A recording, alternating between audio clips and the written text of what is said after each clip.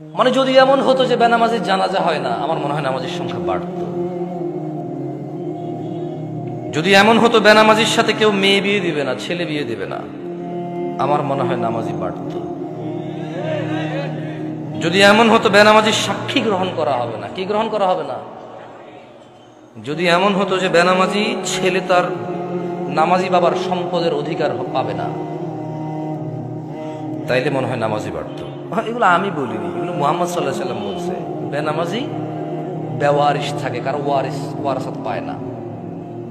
বেনামাজি কি পায় না? নামাজির ওয়ারাসাত পায় না, পৈতৃক সম্পত্তি পায় না। যে ছেলে নামাজ পড়ে না তার বাপের সে পৈতৃক সম্পত্তি পায় না, ইসলামে সে পায় না। সে মারা গেলে তার জানাজার নামাজ হয় না।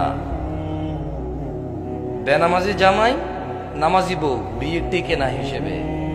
বাইনাল আবদি ওয়া বাইনাশ শিরকি ওয়াল কুফর তারকুস সালাহ। বান্দা শিরক আর কুফরের মধ্যে পার্থক্য হচ্ছে নামাজ ত্যাগ করা। তো বেনামাজি নামাজি যদি বউ জামাই হয়, টিকবে না তো, থাকবে না এই সংসার। খুব সিম্পল লজিক। আপনি যেদিন হাদিসকে এভাবে দেখবেন, ওই দিন আপনি মানুষ হতে পারবেন। আদারওয়াইজ ওয়াজ শুনতে পারবেন, জুমায় যেতে পারবেন, খুতবা শুনতে পারবেন, কিচ্ছু হবে না।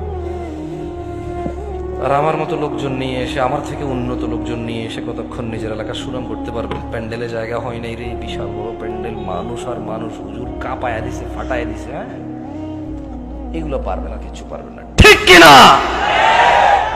এই ঠিক কিনা? যতবার কমো ততবার ঠিক করবেন আপনারা, অভ্যাস হয়ে গেছে।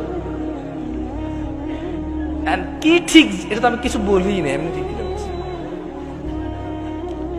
মানে আপনি মনে করতেছেন যে আমি আপনার ঠিক বা ঠিকের উপরে ডিপেন্ড করে এখানে কথা বলবো? জীবনও না।